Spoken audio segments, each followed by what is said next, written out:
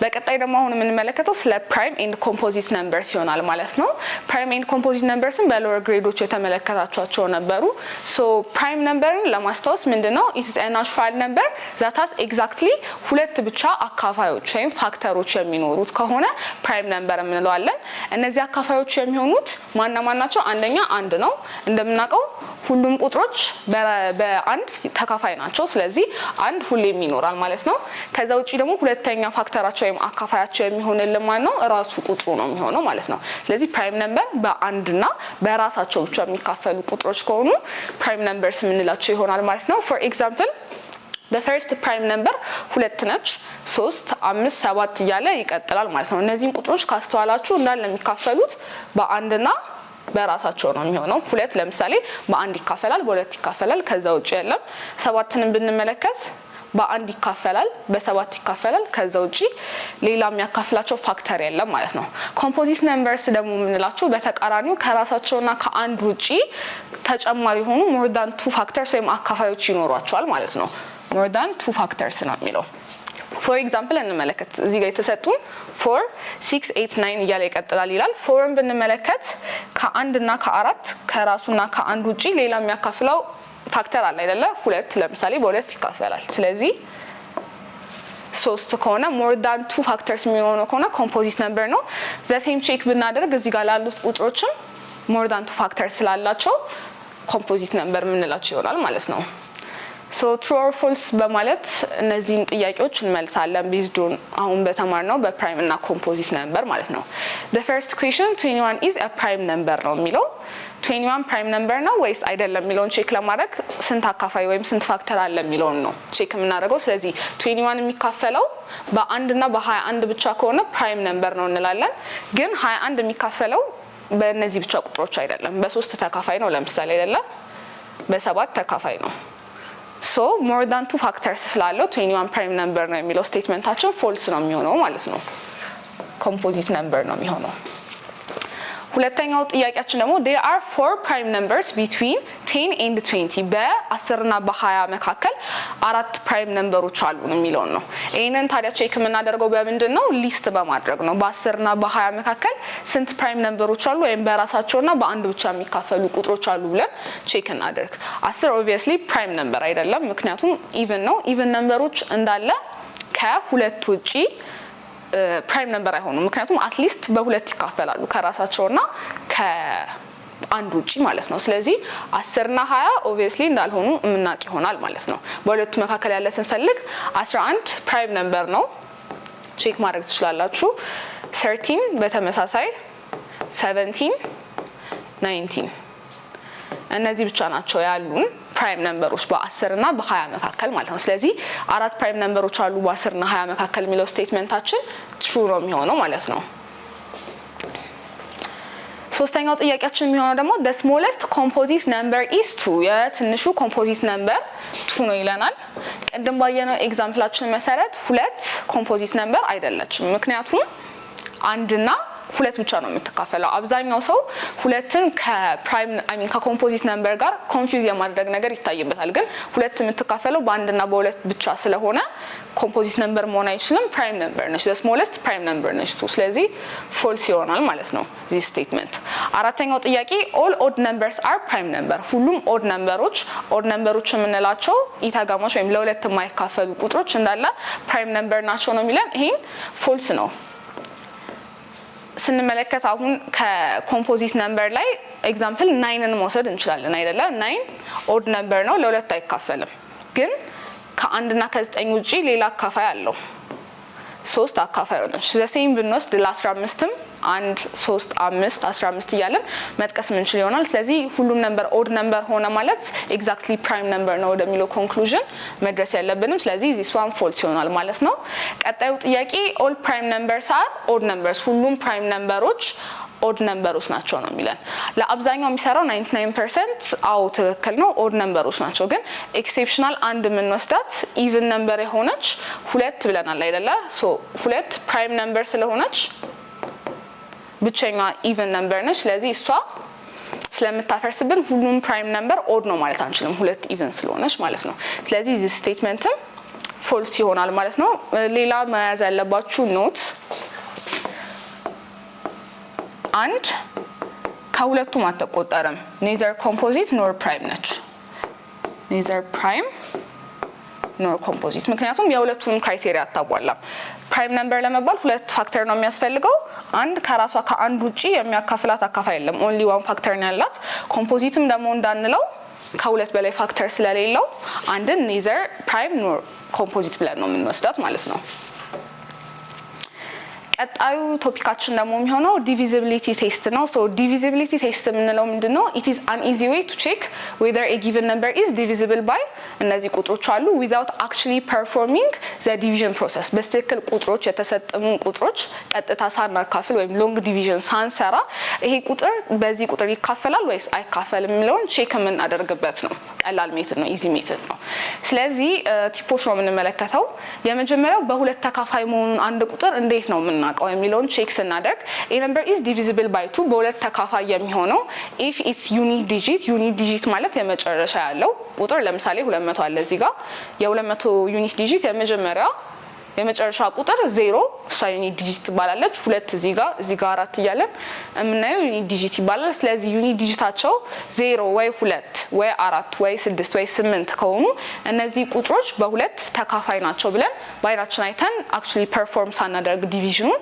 መለየት ምንችል ይሆናል for example 200 በ0 ነው የሚያልቀው ስለዚህ በ0 የሚያልቁ ቁጥሮች በሁለት ተካፋይ ናቸው ብለናል ስለዚህ 200 ዲቪዚብል ነው እዚህ ጋር የምናያቸው ኤግዛምፕሎችን በእነዚህ ቁጥሮች ነው ዩኒክ ዲጂታቸው የሚያልቀው ስለዚህ ዲቪዚብል ናቸው በሁለት ብለን ኮንክሉድ ማድረግ እንችላለን ማለት ነው ቀጣይኛው ደግሞ ቤስት ትሪ ቼክ ነው የምናደርገው አንድ ቁጥር በሶስት ተካፋይ ነው ወይስ አይደለም የሚለውን ኢዝሊ ለማወቅ ከፈለግን ምንድነው የምናደርገው ሰሙን ነው የምንሰራው ማለት ነው their sum ምን መሆን አለበት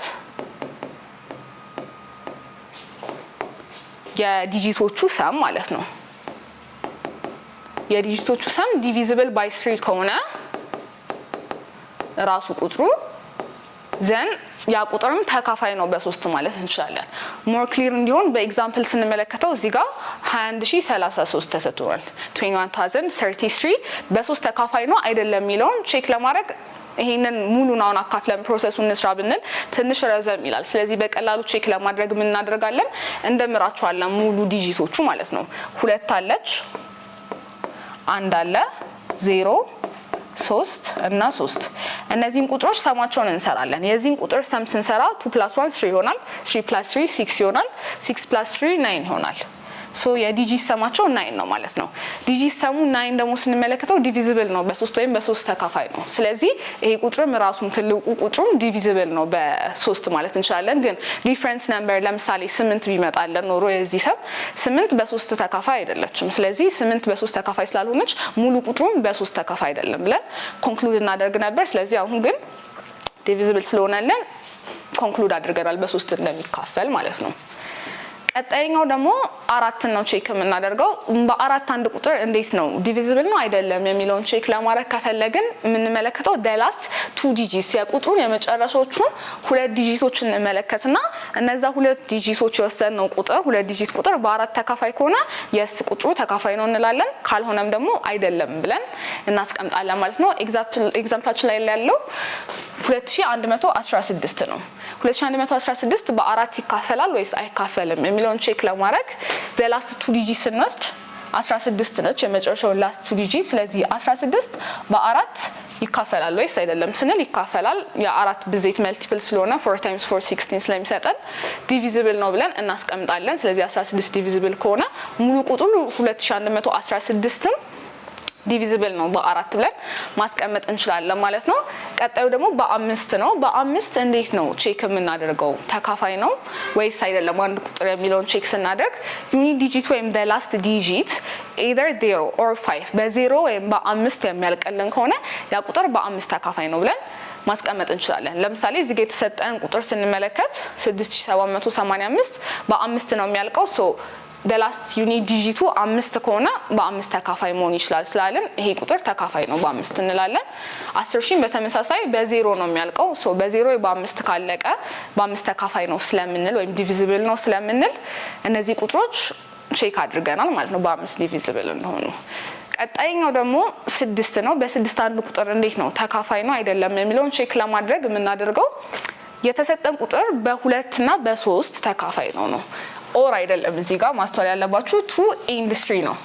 በሁለትም በሶስትም የግድ ተካፋይ ከሆነ ነው። አንዱን አሟልቶ ለምሳሌ በሁለት የሚካፈል ሆኖ በሶስት ካልተካፈለ ያ ቁጥር በ6 ዲቪዚብል አይሆንም። ኦር በሶስት ተካፍሎ በሁለት የማይካፈል ከሆነ ደግሞ አይሆንም። ሁለቱንም ክራይቴሪያ ማሟላት አለበት ማለት ነው። ስለዚህ እዚህ ጋር የወሰነ ኤግዛምፕላችን 72 አለ። 72 መጀመሪያ በሁለት እንደሚካፈልና እንደማይካፈል ቼክ እናድርግ።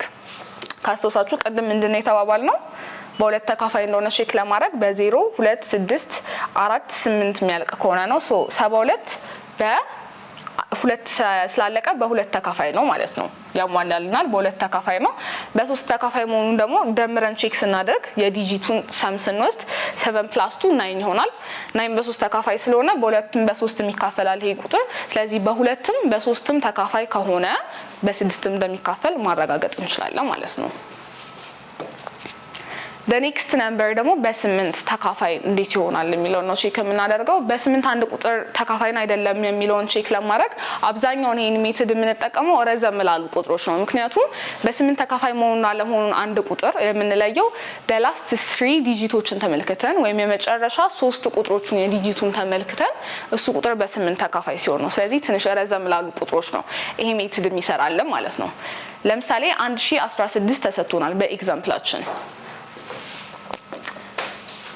3 ዲጂት የመጨረሻው 3 ዲጂት እዚህ ጋር ያለ 016 ነው ወይም easily 16 ማለት ነው 16። ስለዚህ 16 በ8 ተካፋይ ነው አይደለ? ስለዚህ divisible by 8 ነው ብለን እንወስዳለን። ሙሉ ቁጥሩ 1016 divisible by 8 ነው። ትክክል ነው። የ9 ደግሞ ከ3 ጋር ተመሳሳይ ነው። ሰም የዲጂቶቹን ሰም በመውሰድ ነው ምን ቼክ የምናደርገው። for example 1035 አለ እዚህ ጋር። ሶ ምንድነው የምናደርገው? ይሄን ቁጥር እንደምረዋለን። ዲጂቶቹን እያንዳንዱን ስንደምረው 9 ይሆናል። ከዛ ግን ምንድነው የምናደርገው? ዲጂት ሰሙን ከሰራን በኋላ በ9 ተካፋይ ነው ያ ቁጥር ወይ የሚለውን ቼክ እናደርጋለን። ስለዚህ አሁን እዚህ ጋር ይመጣልን 9 ነው። 9 በ9 ተካፋይ ነው። አዎ 9 ሲካፈል 9 1 ስለሚሰጠን ትክክል ይመጣል ማለት ነው። ስለዚህ 1035ም ኢትስ ዲቪዚብል ባይ 9 ብለን ማስቀመጥ እንችላለን ማለት ነው። የመጨረሻው ደግሞ የምንመለከተው በ10 አንድ ቁጥር ተካፋይ ነው ወይም አይደለም የሚለውን ቼክ ለማድረግ by 10 divisible የሚሆነው if its unit digit is only 0 በዜሮ ብቻ የሚያልቅ ከሆነ only በዜሮ ካለቀ ያ ቁጥር obviously ተካፋይ ነው ማለት እንችላለን ማለት ነው። በ10 ለምሳሌ እዚህ ጋር የምናያቸው ቁጥሮች በተመሳሳይ በዜሮ ነው ያለቁት። ስለዚህ በዜሮ የሚያልቁ ሁሉም ቁጥሮች በ10 divisible ናቸው ማለት ነው። ስለዚህ እስካሁን ያየናቸውን በአንድ ቁጥር የምንመለከት ይሆናል በቀጣይ ኤግዛምፕል። ከዛ በፊት ግን እነዚህን ኪ ሪሌሽንሺፖች እንደ ቲፕ መውሰድ አለባችሁ። አንድ ቁጥር በ10 የሚካፈል ከሆነ ደን በሁለትም በአምስትም ተካፋይ እንደሚሆን ማረጋገጥ እንችላለን ማለት ነው። በ8 የሚካፈል ከሆነ በ2 እና በ4 መካፈል ይችላል። በ9 የሚካፈል ከሆነ በ3ም እንደሚካፈል ማረጋገጥ እንችላለን ማለት ነው። ኢዚሊ እነዚህን ቼክ ካደረግን በኋላ በ2 እና በ5 የሚለውን ድጋሚውን ለምሳሌ ቼክ ማድረግ አይኖርብንም ማለት ነው። ለ10 በ10 ተካፋይ እንደሆነ ካወቅን በ2ም ነው በ5ም ነው ድጋሚ ቼክ ማድረግ አይጠበቅብንም። ስለዚህ እነዚህን ኪ ሪሌሽንሺፖች ትይዟቸዋላችሁ። ስለዚህ በአንድ ቁጥር ላይ እስካሁን ያሉትን የተጠቀምነውን አፕላይ እናድርግ። ዲቪዚቢሊቲ ቴስትን ተጠቅመን 8064 ለእነዚህ ቁጥሮች ተካፋይ ነው ወይስ አይደለም የሚለውን ቼክ የምናደርግ ይሆናል ማለት ነው። ከሁለት እንጀምር። 8064 በሁለት ተካፋይ ነው። ሶ እያስታወሳችሁ ከዚህ በፊት ያወራናቸውን ኢዚ ሜቶዶች በእነሱ አፕላይ አድርጋችሁ ለመስራት ሞክሩ፣ አዘጋጅታችሁ ወረቀትና እስክሪብቶ። ስለዚህ 8064 በሁለት ተካፋይ ነው ካላችሁ ትክክል ነው። ምክንያቱም the last digit 4 ነው። ስለዚህ በ4 የሚያልቁ ቁጥሮች ደግሞ በሁለት ተካፋይ እንደሆኑ አይተናል። ስለዚህ የሁለት ቼክ የምናደርገው divisible ነው 8064 ለሁለት ብለን እናስቀምጣለን። በ3 ተካፋይ ነው የሚለውን ቼክ ለማድረግ ምንድን ነበር የምናደርገው ያልነው? ዲጂቶቹን እንደምራለን፣ የቁጥሩን ሁሉንም ዲጂት ማለት ነው። ስለዚህ ስንደምር 8 ሲደመር 0 ሲደመር 6 ሲደመር 4 ይሄ አጠቃላይ ስንት ይሰጠናል? 18 ይሰጠናል። ሲደመር 18 መልቲፕል ኦፍ 3 ነው ወይም 3 times 6 18 ነው አይደለም ይሰጠን። ስለዚህ 18 በ3 ተካፋይ ስለሆነ 8064ም በ3 ተካፋይ ነው ብለን እንወስዳለን። ስለዚህ በ3 ቼክ አረግን በ2 ቼክ አረግን በሁለቱም ተካፋይ ነው። አንድ ቁጥር the last 2 ዲጂትን ቼክ በማድረግ ነው። 64 ነው የዚህ የመጨረሻ ላስት 2 ዲጂቶቹ። ስለዚህ 64 በ4 ተካፋይ ነው ወይስ አይደለም የሚለውን ቼክ ስናደርግ 64 ተካፋይ ነው በ4 ምክንያቱም 16 ጊዜ 4 64 ስለሚሰጠን ደን በ4 ተካፋይ ነው ይሄ ሙሉ ቁጥር ብለንም ቼክ አድርገን ማስቀመጥ እንችላለን ማለት ነው። our next check ደግሞ የሚሆነው በ5 ነው። ይሄ ቁጥር በ5 ተካፋይ አይደለም። ለምንድነው በ5 ተካፋይ አይደለም የምንለው? በ5 ተካፋይ ለመሆን ምን ያስፈልጋል? ለግድ either በ0 ወይ ደግሞ በ5 ማለቅ ስለሚኖሩበት ይሄ ቁጥር ደግሞ በሁለቱም ስላላለቀ ዲቪዚብል ነው ማለት አንችልም ማለት ነው። ቀጣይኛው ደግሞ በ6 ነው። ይሄ ቁጥር በ6 ተካፋይ ነው ወይስ አይደለም የሚለውን ቼክ ስናደርግ በ2 ተካፋይ እንደሆነ አውቀናል፣ በ3ም ተካፋይ እንደሆነ ቼክ አድርገናል ራይት አይደለ? ስለዚህ ያ ቁጥር በ2ም በ3ም ተካፋይ ከሆነ ለ6ም ተካፋይ እንደሆነ አይተናል። ስለዚህ 6 በተመሳሳይ ራይት እናደርጋለን ማለት ነው። ቀጣይኛው በ8 ነው።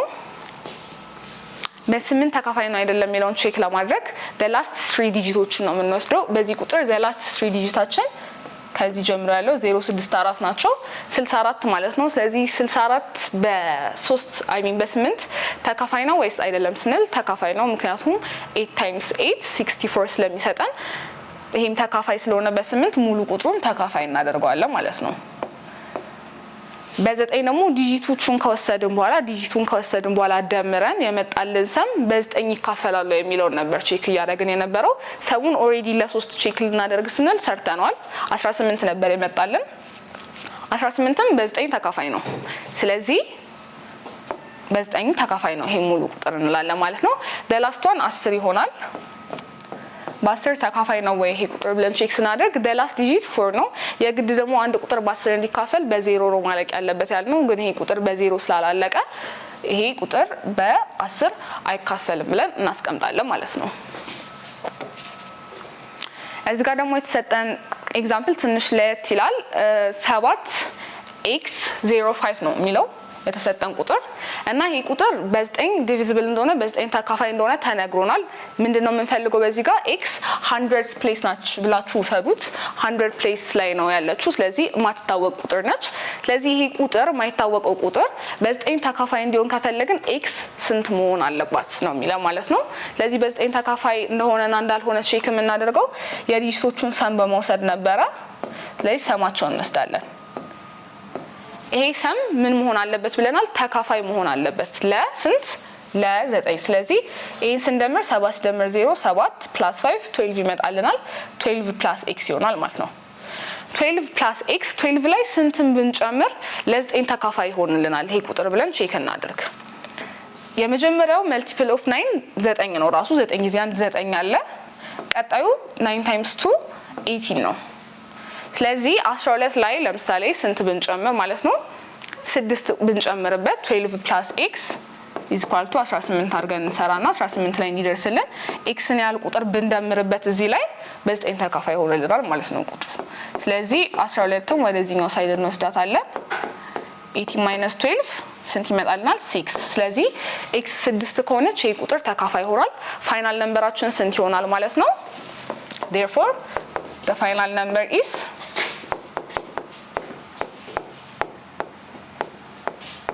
6 ስንከትበት ቁጥሩ ላይ 7605 ይሆናል ማለት ነው። ስለዚህ የኤክስ ቫልዩን 6 አግኝተናል ማለት ነው። በዚህ ቪዲዮ ጥሩ ነገር እንደተማራችሁ ተስፋ አድርጋለሁ። በቀጣይ ቪዲዮ እንገናኝ።